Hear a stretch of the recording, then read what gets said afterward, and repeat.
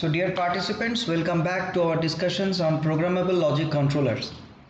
So today we are going to start with the last topic on this first unit, that is the programming of PLCs.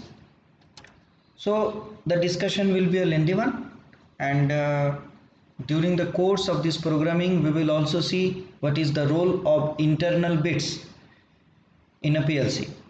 So please try to understand the concepts well, because these are very fundamental aspects of PLC programming, and once you are very familiar with this, it will be easy for you definitely to grasp the latter parts of the syllabus. You see that whenever the programming of PLCs are concerned, we have to keep in consideration that PLCs are not programmed by expert programmers, that is meant in the subject of computer science. Rather, PLCs are intended to be programmed by technical persons who are engineers, diploma holders, or even sometime ITI holders also. Therefore, it is never expected that they will have very high competency with computers or high level programming languages. Therefore, while the program of PLC was there in the mindset of early inventors on this subject, they tried to define a very easy means of programming. Now you see that what PLC actually do.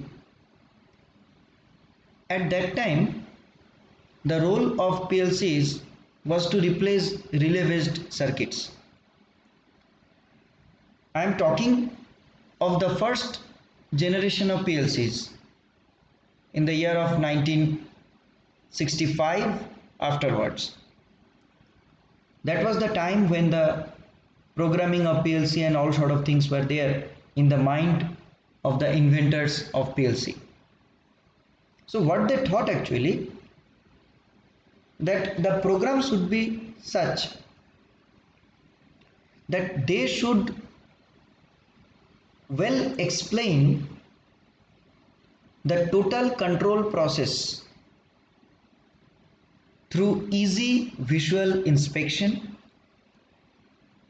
and at the same time the person who knows electrical wiring, he who understands the control process properly, he who understands what is going to be the field point, how that field point is going to be connected to several other inputs and outputs and control panel in the control points in the process, they should be able to program the PLC.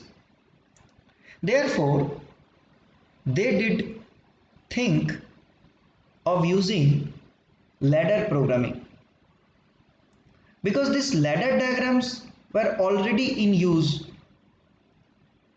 by the persons who are versed in electrical technology, who already draws electrical control circuits through the language of ladder diagram. Therefore, the early age experts with PLC, actually who did invent this PLC, they decided to use the ladder programming for writing programs to the PLC. Accordingly, software protocols were developed by which you can feed the ladder programming in a particular software platform, which ultimately converts the same into machine code, because ultimately the PLC is having microprocessor as the central processing unit. So whatever the ladder diagram you make, that has to be converted into machine code that is understandable by the processor. And the process was very successful. It became highly popular because the persons who know ladder diagram, they could very easily draw the control process in the language of ladder diagrams. They were able to update it in software. The software is to compile the thing and the PLCs used to be programmed.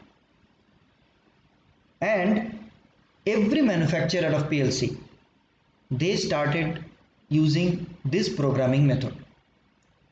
Now what happened? That every programmer, they tried to do something different than what the other person has done. And this created a tremendous jeopardy. Every manufacturer tried to develop their own version of ladder programming. Therefore, the entire thing became very complex because of terminological jargons, symbol jargons, and all sort of things. Therefore, it was a call for some globally accepted process by which the ladder diagrams could be drawn. The standard was published in 1993 and this standard is known as IEC 61131-3. This is the basic standard of ladder diagram programming of PLCs, and right now extensively used across the globe. But remember that ladder programming is truly very primitive programming for the PLCs. Although it is used extensively till now, it is a primitive type of programming. Further advanced versions of PLC language, they contain functional block programming, which is known as FBD, sequential functional charts that are known as SFC, structured text, which are among the other popular methods to program a PLC. It is not that these languages are very high level language and need tremendous expertise, but definitely they are a bit complex than this ladder diagram and require a better intellect to organize the things. Therefore, till date, at the entry level, intermediate level, and even very complex level, ladder diagrams are equally popular. The basic advantage of the other methods of programming is that if you can properly gain the required expertise, then it is very easy to make a same program in a smaller circumference than that of ladder diagram. In this particular course, we will walk through the language of ladder diagrams only, and if time permits, once the syllabus is over, I will try to give some introduction to the other languages of programming. But be sure, once you develop necessary justification capacity in you, necessary logical sense is developed in you while defining a control process, it will absolutely be not hard for you from converting your ideas from one programming language to another. That's just a matter of some blocks that has to be converted either in this type or in that type. Now before going into the programming of PLCs, let us see what a ladder diagram is. For that, we will take the simple example of a circuit that switches an electric motor either on or off. Now see here, on the left side we have given the conventional diagram in which you can easily find the motor. There is a push type switch, push button switch. There is the input. The input is a DC input. Now you see the operation of the circuit is damn simple. You press the switch, the motor will be on. Now this is actually the conventional circuit diagram with which we are very comfortable. Let us try to translate this diagram in the language of ladder diagrams. Ladder diagrams are more popular with persons who are in the domain of electrical installations and electrical engineering. Here you see that the two terminals that are the power terminals, they are shown as L1 and L2 in the term of two parallel vertical lines. This is the first condition of drawing a ladder diagram. The power lines have to be shown in the form of two parallel vertical lines, and whatever the rest of the circuit is there, they should be stringed in between these two vertical lines. If you draw a straight line in between these two lines, you are creating a short circuit. If there is no connection or no element in between these two lines, this is an open circuit. And here you can see that the switch has been kept, the motor has been kept, and your circuit is simply the circuit that you had drawn in the conventional diagram. However, the circuit preparing layout is different. Here the control element and the actuator, they are put inside the power rails, these L1 and L2, since they are parallel and in between them the control elements are there, therefore they are called rails. So these are the power rails. So this is the basic funda of drawing the ladder diagrams. You see that whenever we draw a conventional circuit diagram, that gives us an idea of the physical layout of the objects in the circuit or in some panel, that how the objects will be physically placed into the circuit or the panel. Ladder diagram does not give us that particular speculative idea. It is rather simple. It is concerned only with the control aspect in the circuit.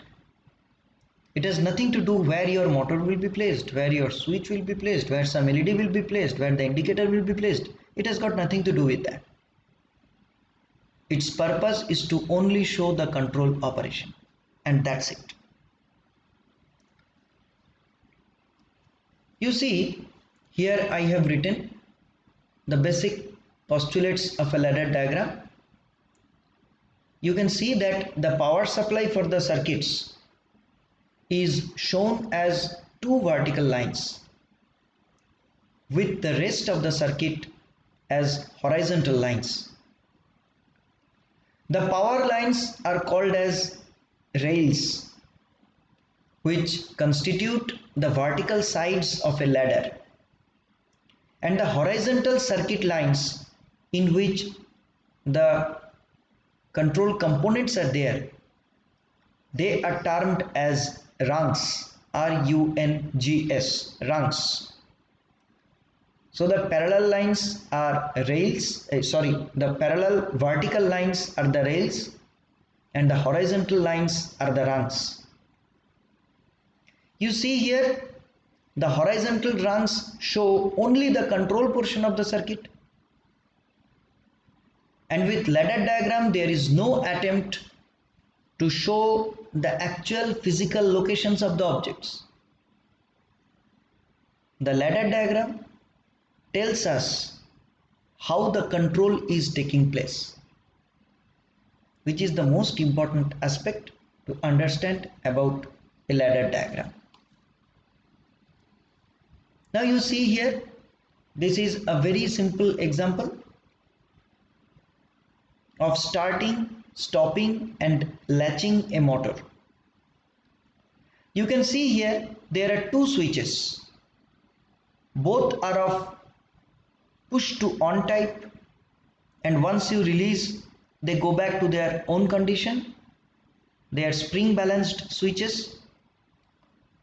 The switch number 1 is NO type, that is under normal condition it is open, and switch number 2 is NC type, that is under normal condition it is closed. There is a holding switch also. Now what happens in this particular circuit? You see that you need not to put much of brain here. With very simple intuitive reading you can get command over the operation of the circuit. You can see that since switch number 2 is a normally closed switch, the current will be flowing through this switch. However, it will not be able to pass this particular point as this switch is open, and here also the holding switch is open, so the motor will not work. However, when we close switch number 1, momentarily the motor gets the actuation power and it starts rotating. However, there is always a problem if I release the switch. If I release the switch, because you know in most of the control panels you have push to on switches and push to off switches. So once I have pushed this, I am to release this. However, whenever I am releasing this switch, the motor will be stopped. So what is the goodness of the circuit? Now you see this is the role of the holding switch. Whenever I will put this NO switch on, then supply will be going to the motor, and by dint of the control circuit this holding switch will be closed. Once the holding switch is closed, there is no problem even if you release this NO switch. Suppose now you have released the NO switch when the holding switch has closed these points. What will happen? Current will flow through switch number 2 and through the holding switch to the motor. So the motor will be kept on in activated condition. However, now when you are in requirement to stop the motor, then what you need to do? You need to push this switch again. Again means you are pushing this switch for the first time rather. This is a push to off switch. So when you push this switch, this terminal 2 will be actually disconnected. Therefore, since this is in normal closed condition, that will become a normal open switch and current will no more be able to flow through the holding contact and the motor will stop. When the motor will be stopped, this holding contact will also get opened automatically. So how this is going to happen, that's a different issue. We will definitely get into a latching circuit in due course of the discussion of PLC programming. But for now, you please keep this in consideration that whenever the motor will stop rotating, the holding switch will also get opened. And if you leave this switch, because earlier you were pressing it to off the circuit, now you leave the switch, you stop applying pressure on the switch, again the NC switch will be in condition so that current can come through this switch to this junction of the circuit. So this is the basic ladder diagram which shows starting and stopping action of an electric motor. Now we will start discussing on PLC ladder programming in our next lecture. Thank you.